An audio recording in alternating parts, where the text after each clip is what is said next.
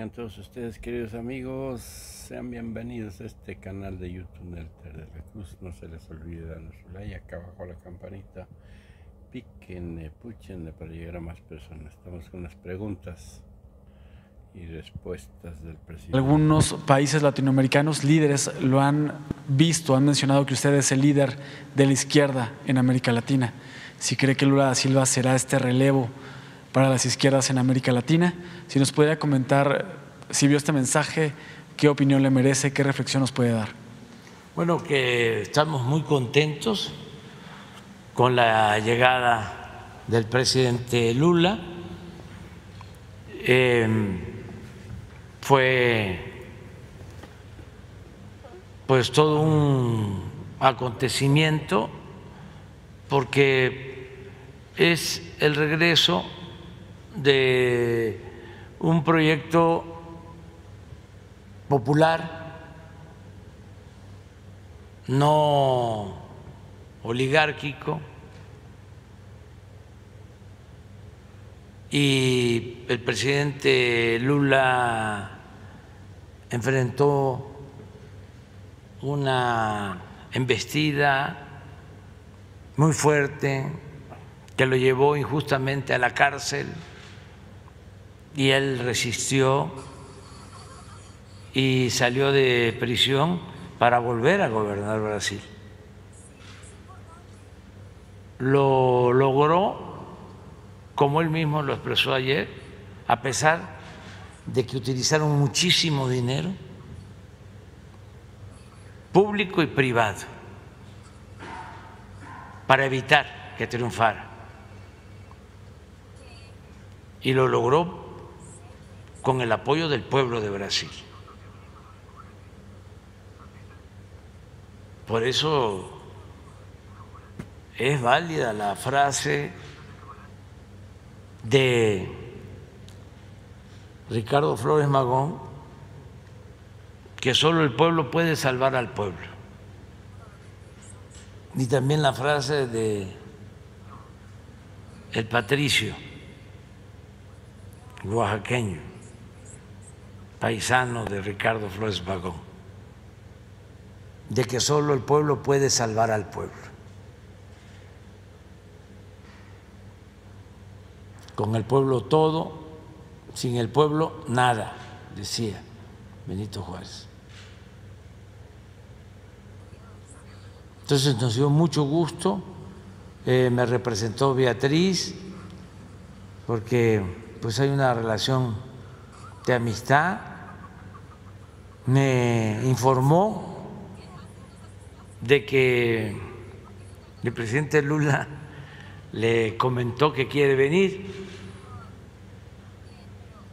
que va a venir pronto, que tiene muchos deseos de estar en nuestro país y que ella le transmitió que siempre va a ser bienvenido a nuestro país, que el pueblo de Brasil, el pueblo de México, pues son pueblos hermanos, somos hermanos y además ahora con muchas coincidencias con el gobierno de Brasil, porque ese gobierno va a luchar por la igualdad, por la justicia,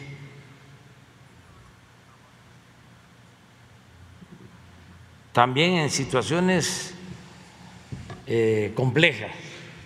Pero el presidente Lula tiene mucho oficio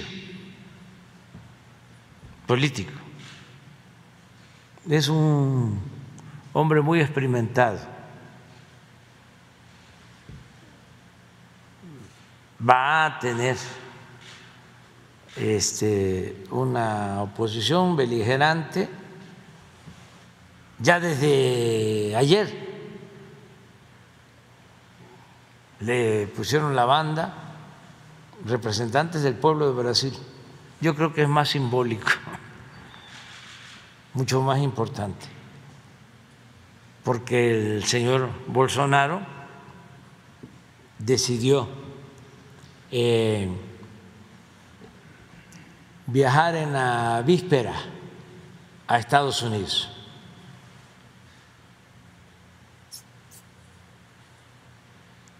Y tampoco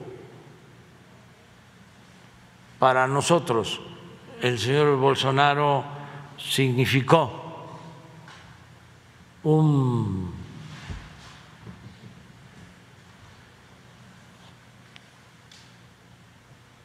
adversario, mucho menos un enemigo.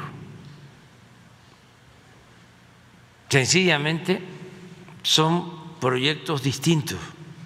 Es un poco lo del avión de ayer con el señor. No es nada personal. Ya les platiqué cómo en la última reunión que tuve en el Consejo de Hombres ya no es Hombres de Negocios, es Consejo Mexicano de Negocios. Me preguntó Claudio X González, papá, lo mismo, que si por qué la polarización. Le dije, no hay polarización, es politización. Y le dije con toda claridad de que nos habíamos propuesto transformar al país y que no iba a ser posible la transformación si no le dábamos atención preferente a los pobres.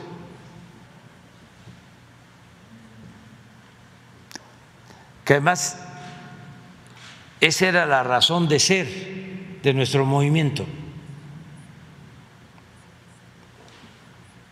Eso es lo que tiene que ver con nuestras convicciones, el amor al pueblo y sobre todo el amor a los más necesitados,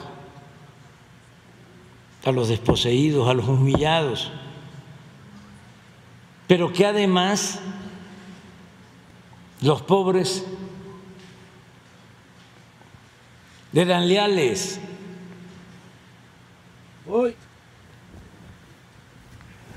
Y que se podía confiar en ellos. No así en los potentados, no así en los medios de comunicación, no así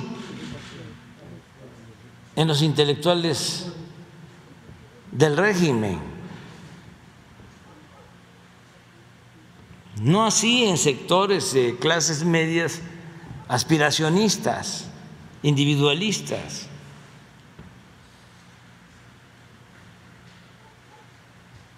Claro, en todo hay excepciones.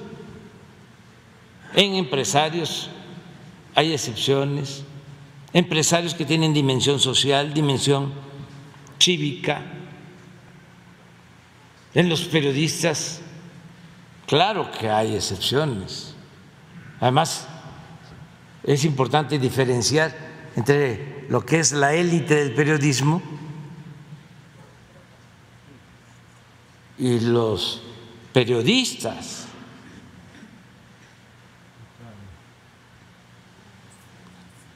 No solo incluyendo a quienes hacen las notas, sino a los que trabajan en los talleres, a los fotógrafos, a los camarógrafos.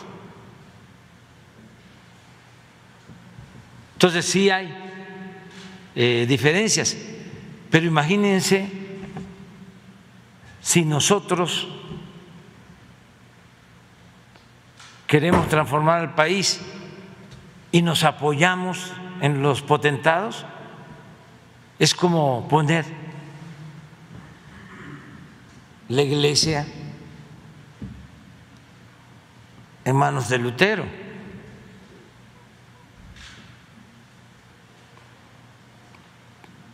No estoy generalizando, pero de acuerdo a mi experiencia de muchos años, los pobres son muy leales. Pues ahí está lo que sucedió en Bolivia. ¿Quiénes fueron los que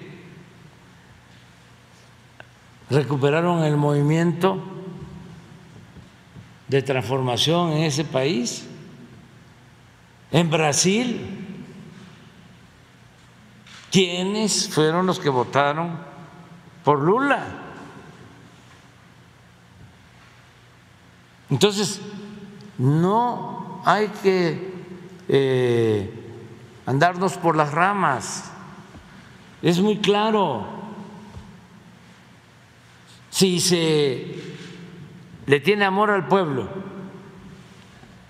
si se apoya a todos, si se atiende a todos, si se escucha a todos, si se respeta a todos, pero se le da preferencia a los pobres, no hay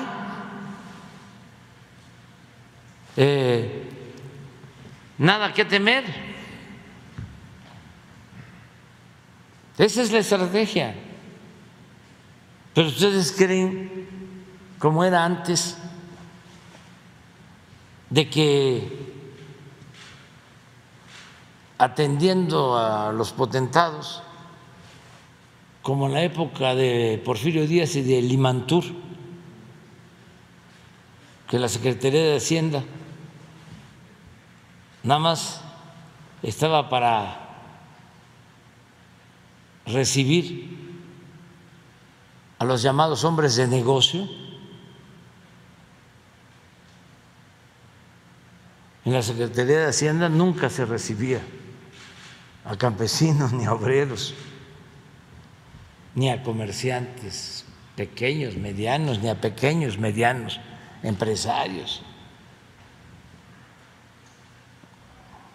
Todo era arriba.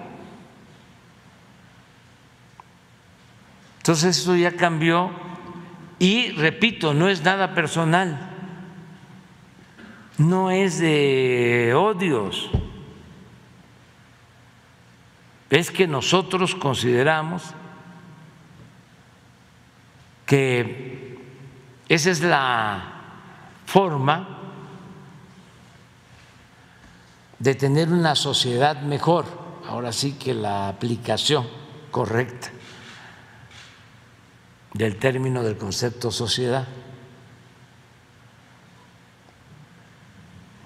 de tener un pueblo mejor, una ciudadanía mejor. Esto no significa estabilidad. Un régimen corrupto, autoritario, antidemocrático, no dura, es subversivo. Eso fue lo que nos dejó como lección el porfiriato. ¿En qué desembocó el porfiriato? En la revolución.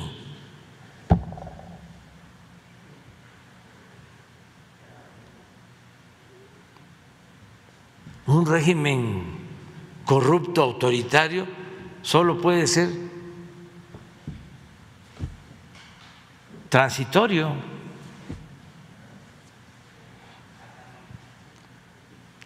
Y también la otra lección es que una democracia solo puede tener éxito si atiende al pueblo, porque si no se voltea a ver al pueblo y se ayuda al pueblo, pues no se cuenta con una base social que es fundamental para poder transformar. Y el ejemplo en nuestra historia lo tenemos con lo que le hicieron al presidente Madero. Un hombre bueno, una idea sobre la política muy bien enfocada hacia la libertad, pero con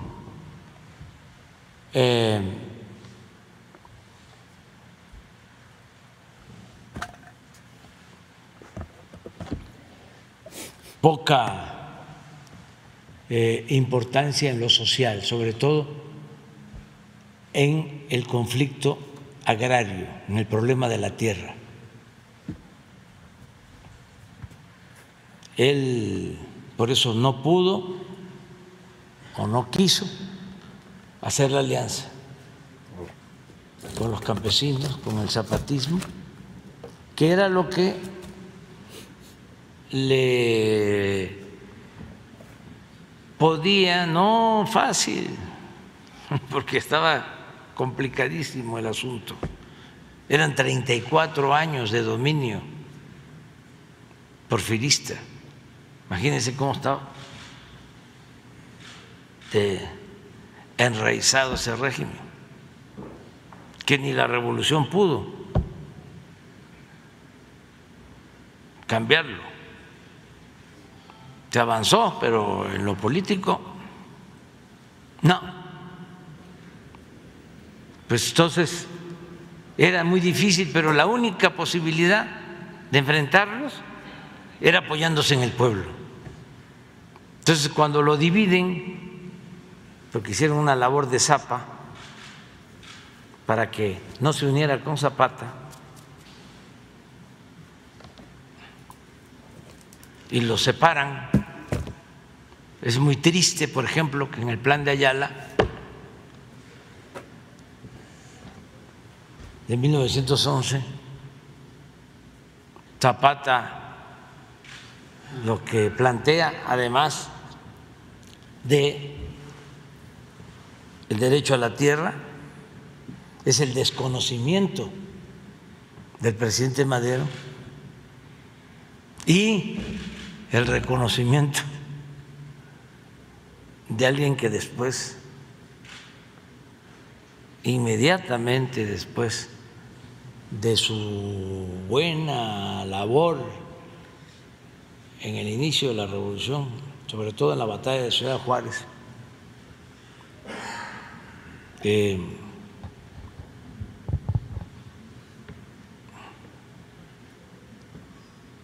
de Chihuahua,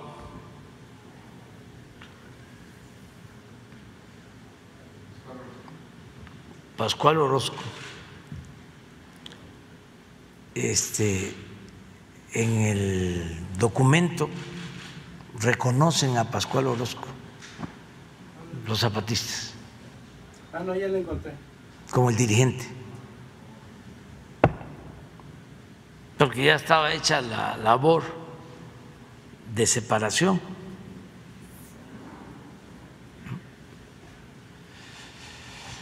Entonces, son lecciones porque luego se queda sin Orozco, se queda sin Zapata, se queda sin muchos revolucionarios.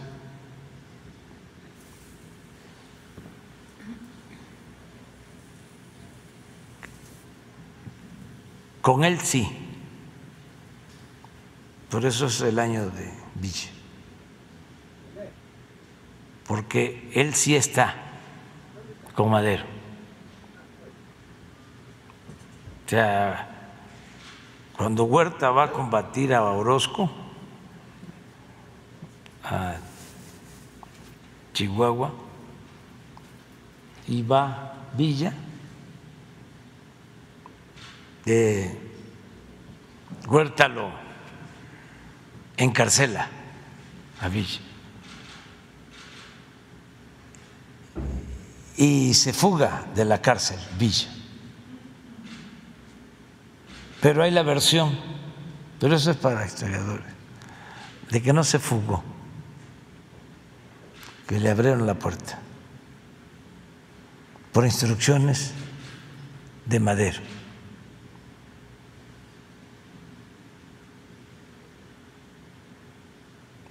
Bueno, pero eso es…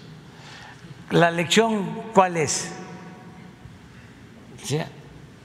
Con el pueblo todo, sin el pueblo nada. Entonces, no es un asunto personal, también no es un asunto de polarización,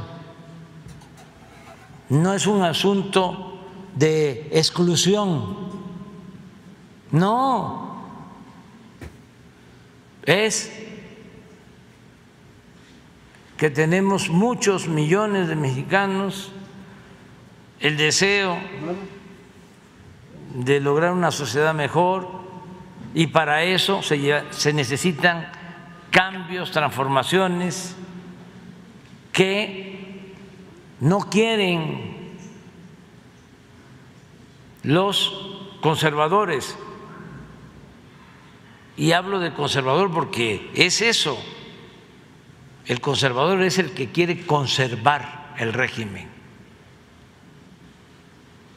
mantener el statu quo, que nada cambie, conservar fueros, conservar privilegios. Entonces, nosotros lo que queremos es la transformación. Se está avanzando, se va a avanzar más este año. Este año va a ser importantísimo porque vamos ya a dejar sentadas las bases de la transformación futura. No me gusta decir de que los procesos son irreversibles. No, todo cambia. Pero sí vamos a avanzar. Mucho, mucho, mucho por el bien de México. Bien, presidente, solo para cerrar, hablando de estos cambios, estas renovaciones que se dan al iniciar 2023 y hablando de los pendientes que hay, uno de los pendientes y retos que siempre se han tenido es la seguridad y la justicia. En este caso, la impartición de justicia. Aquí se han expuesto los vicios que se mantienen todavía en el Poder Judicial. Precisamente el día de hoy, la Suprema Corte va a renovar su presidencia y, por lo tanto, la presidencia del Tribunal Federal. Preguntarle, presidente, ¿cómo ve que será esta elección? ¿Cómo ve que será la votación? Si considera o está viendo que van a influir las presiones externas, sobre todo por la ministra Yasmín Esquivel, y si nos pudiera compartir en su experiencia cómo ha visto el trabajo de cada uno de los 5 candidatos que aspira a ser el presidente de la Suprema Corte. Hay 2 mujeres, las ministras Yasmín Esquivel y Norma Piña. También está el ministro Javier Lainez, Alberto Pérez Dayán y Alfredo Gutiérrez. Si nos pudiera compartir un poco en su experiencia cómo ve los 5 perfiles que aspiran a estar al frente de la Suprema Corte y cómo ve la votación que tendrá que ser el día de hoy. Bueno, hablábamos de una transformación que se inicia, hablábamos de sentar las bases, pero una transformación es un proceso, es como una transformación permanente. Nosotros avanzamos. También hace un momento mencionaba que el porfiriato significó 34 años de dominio, pero el neoliberalismo o neoporfirismo se llevó 36 años. Imagínense, se metió hasta lo más profundo, hasta la médula. Pero también vuelvo a la importancia de nuestras culturas. No pudo con el México profundo, no pudo el neoliberalismo. Por eso estamos aquí.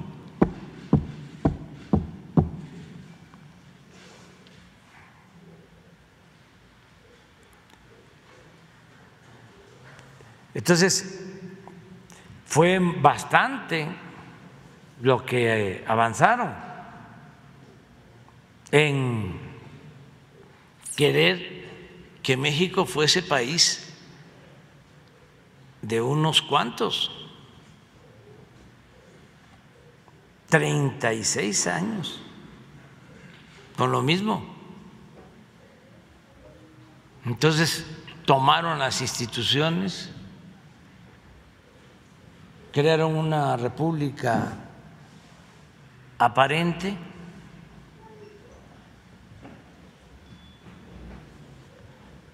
dedicaron el gobierno a facilitar el saqueo,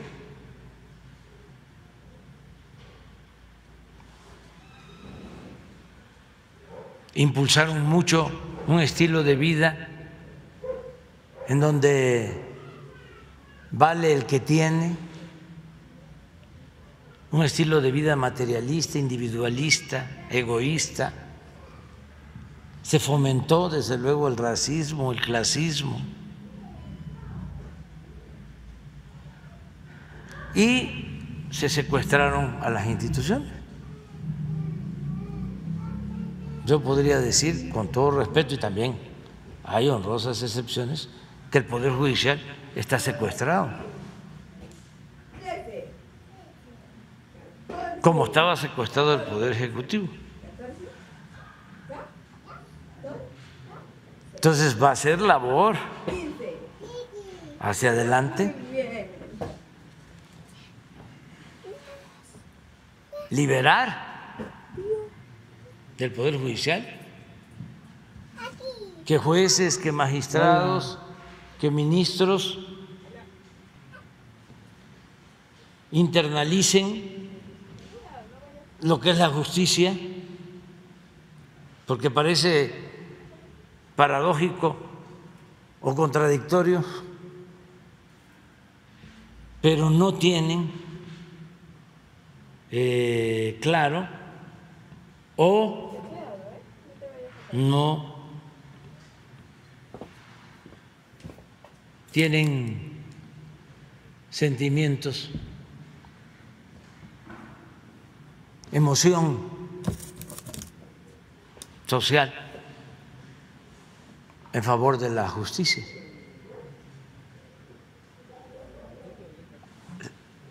El Poder Judicial se fue eclipsando con el dinero. El poder económico eclipsó casi por completo al Poder Judicial. Entonces, sí hace falta una renovación ahí profunda. Nosotros no lo hicimos porque teníamos que optar entre inconvenientes. Eso es la política. Es decir, importa esto, lo mismo esto otro. Tenemos muchas cosas. ¿Cómo priorizamos?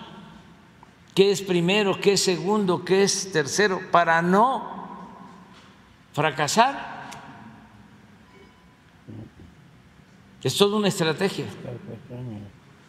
Entonces dijimos, hagamos la lucha en el Poder Judicial.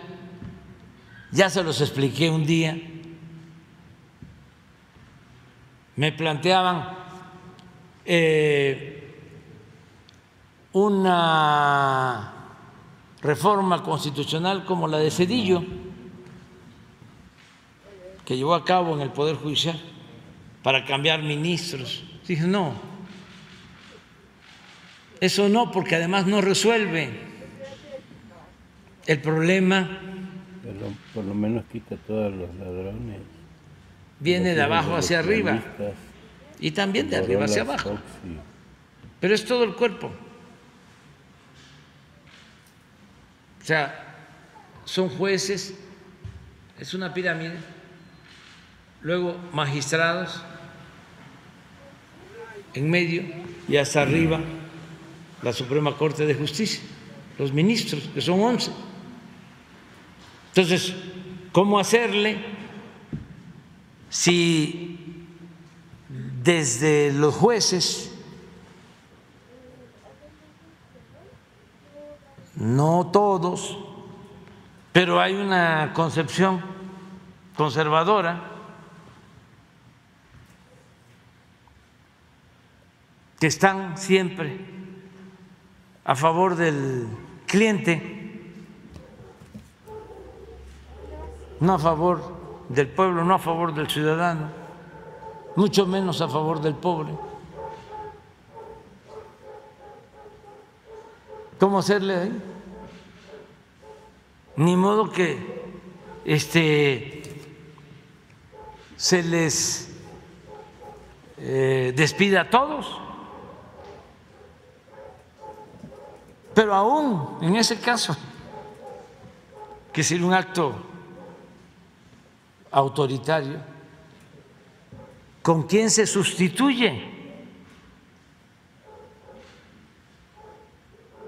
Si durante el periodo neoliberal en las universidades se dejaron de formar abogados y otros profesionales con mística, con principios, con ideales, con amor al pueblo, ¿con quién se les sustituye? Es un asunto complejo. Yo recuerdo que se los he comentado, cuando era jefe de gobierno, me asomé por la ventana y vi en la plaza que había una manifestación, pero me llamó la atención de que caminaban en la plancha y todos con traje y corbata. Y ya fui observando más y me di cuenta que pues no solo era una manifestación de personas con traje, sino que traían alhajas y cadenas y se veían los relojes de estos de oro y anillos. Ya me llamó la atención, entonces pedí que me investigaran quiénes eran. Pues puro policía judicial que habían despedido Los ratas. y que estaban protestando por eso. Entonces analicé, ¿no? ¿Qué voy a hacer? Tenemos otras cosas. Lo principal, acabar con la corrupción. Lo principal, ayudar a la gente.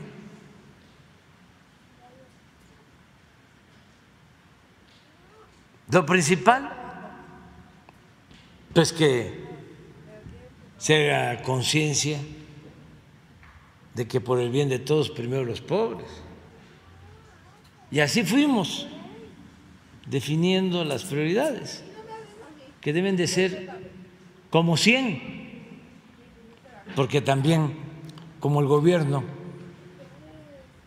no estaba orientado a servir al pueblo, sino a simular que se representaba al pueblo, porque en realidad lo que era, como ya lo expresé, era un facilitador del saqueo, un comité al servicio de una minoría, pero tenían que hacer la faramalla de que hacían cosas, y el Instituto de la Transparencia y el Instituto Anticorrupción y el Instituto contra el monopolio o los monopolios y el Instituto de las Comunicaciones y la defensa de derechos humanos y la defensa de las mujeres y la defensa de los obreros y la defensa, todas organizaciones no gubernamentales. Pero puro cuento. Puro cuento. Ahí se gastaba mucho presupuesto en el aparato. Entonces, decidimos, bueno, estas son las prioridades, vámonos. Que no haya instituto para apoyar a los adultos mayores, sino mejor vamos a destinarles. A ver, pon la lámina.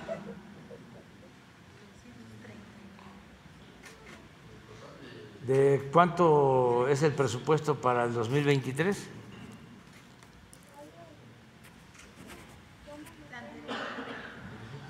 La anterior. ¿Otra? ¿Otra? ¿Esta? 339,000 millones para los adultos mayores.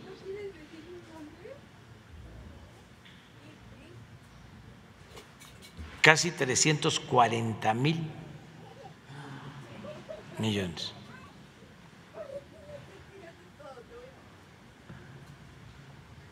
Nunca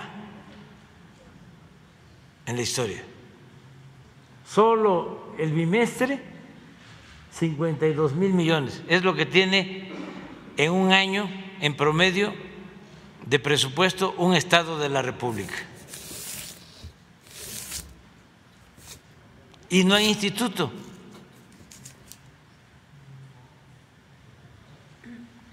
O sea, todo ese andamiaje que crearon, ¿no?, para simular. Entonces, esto es directo. Bueno, regresando a lo del Poder Judicial, está muy complicado. Entonces, a ver, ¿qué hacemos? Ya se los platiqué, son 11 ministros. Me va a corresponder proponer a 4 o 4 ternas. Si cuido y mando 4 buenas personas. No como los que mandaste. Que 2. Pues ya nada más faltarían 2 para que de 11 tengamos 6. Sí, porque los otros 2 se corrompieron. Porque se va a requerir para la transformación. Tan es así que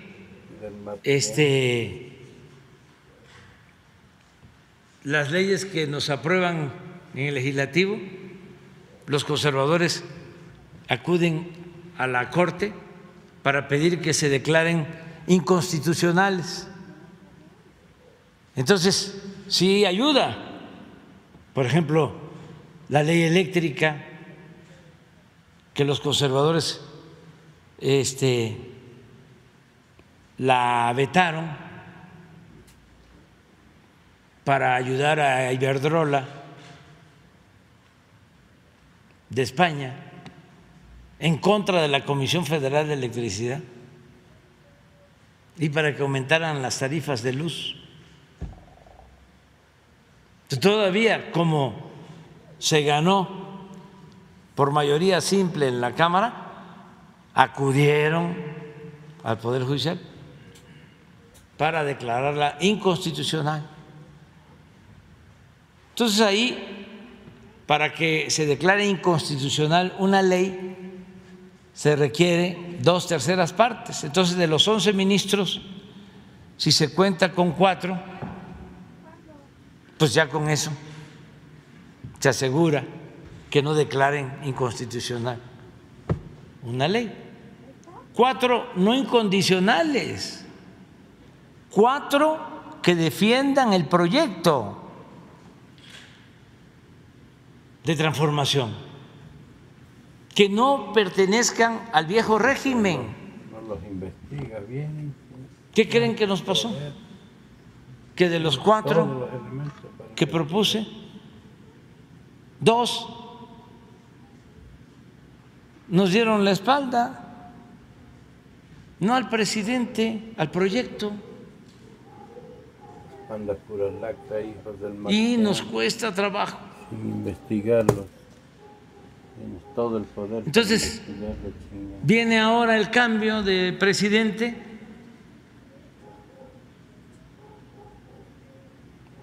Como era antes, pues el presidente de la República lo nombraba.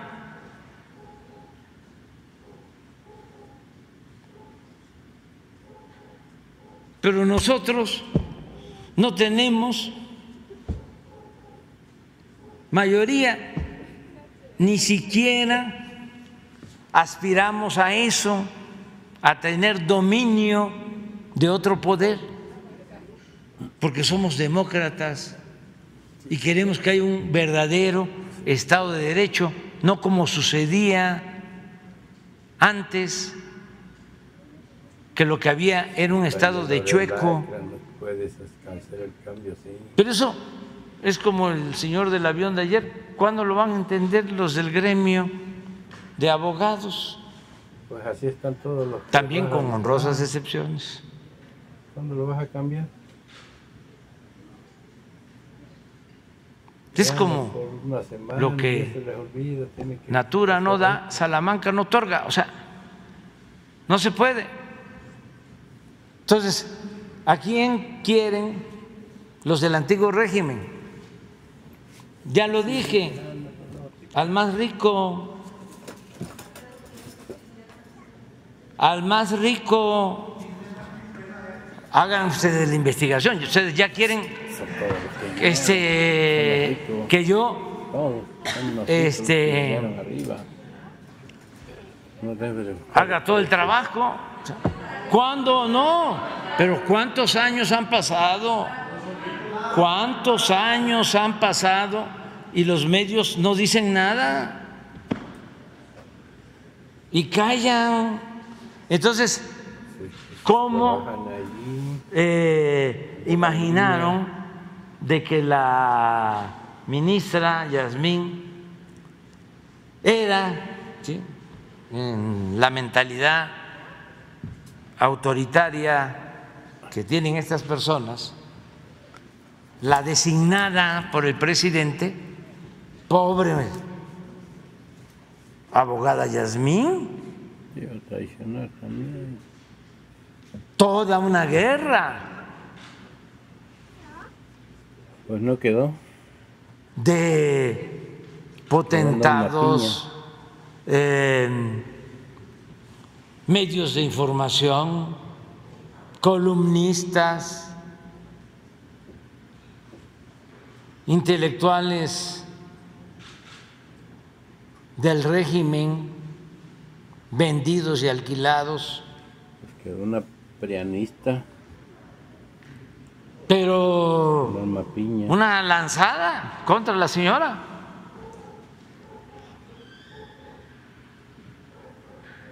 Ya les expliqué de que nosotros no tenemos posibilidad,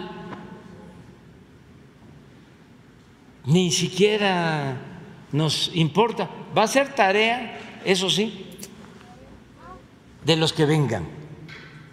Van a tener que reformar el Poder Judicial, que está muy mal. Noroña. Ahora se avanzó algo. Claudia. Pero porque Ebrard pactó con el cártel de. Faltan convicciones, medios. Faltan ideales. Unió con Reforma, Ebrard. Faltan principios. ¿Cómo ves la elección?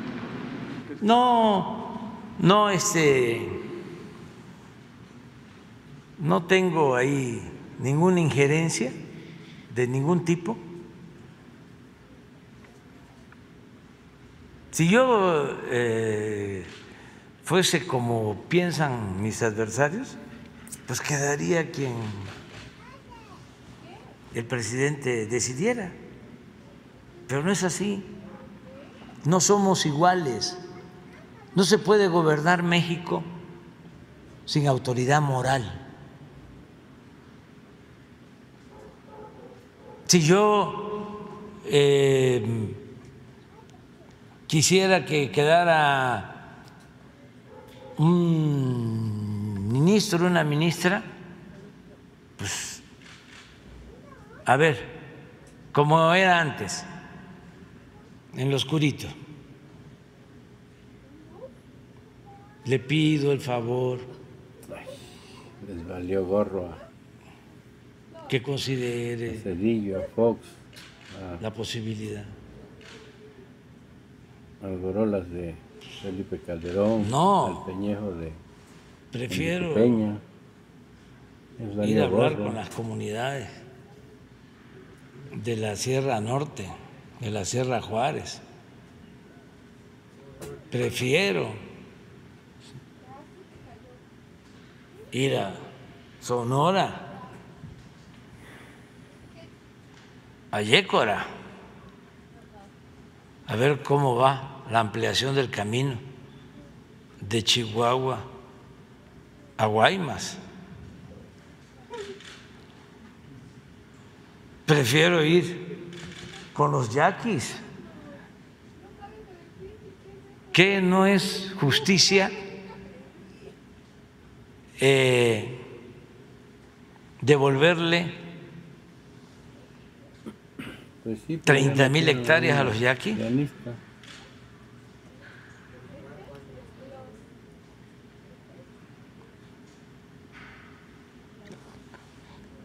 ¿Qué se hace ahí en la Corte? En el Poder Judicial.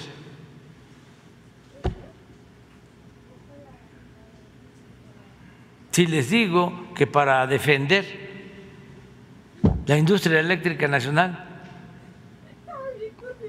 nos cuesta trabajo. No nombraste a los que debiste nombrar. Nos cuesta trabajo que se considere a los factureros como delincuentes.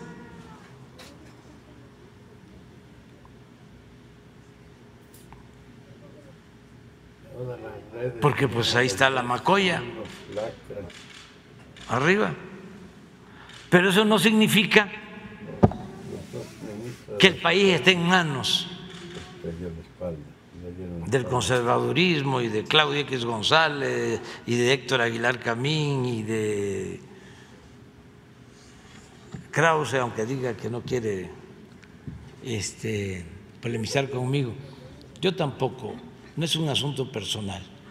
Lo que pasa es que durante mucho tiempo callaron. Y no es porque les falte inteligencia, sino porque son muy conservadores y acomodaticios. Entonces, hay que esperar, ¿no?, lo que decidan libremente los ministros y también institucionalmente,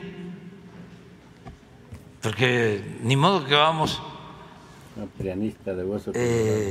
a declarar la guerra al Poder Judicial. Institucionalmente el que quede será reconocido porque somos autónomos, somos independientes y tiene que haber colaboración porque por encima de todo está el pueblo de México. No les importa nada. Y adelante. O sea, que les hay cuestiones muy importantes, como por ejemplo el que sigamos combatiendo la inseguridad, la violencia, lo que le importa a la gente, que siga mejorando el ingreso, que haya empleo. Aquí, ya, Lopitos. Pues esta es la nueva ministra, la presidenta de la Suprema Corte de Justicia, y su nombre es Norma Piña. Norma Piña se convierte Norma Piña se convierte en la primera mujer en presidir la Suprema Corte de Justicia de la Nación. La ministra fue electa hoy como presidenta de la Corte para el periodo 2023-2026. Con el voto de 6 de sus compañeros, Yasmín Esquivel quedó eliminada en la segunda ronda de votación. En un hecho histórico, la ministra Norma Lucía Piña Hernández fue electa hoy presidenta de la Suprema Corte de Justicia de la Nación para el periodo 23-26, lo que se convierte en la primera mujer en dirigir el Poder Judicial. Aquí no hay triunfo, no hay victoria, la presidencia es resultado de la mayoría. A ella se debe, de ella depende, así lo asumo, dijo Piña. Pues ahí está quién es la nueva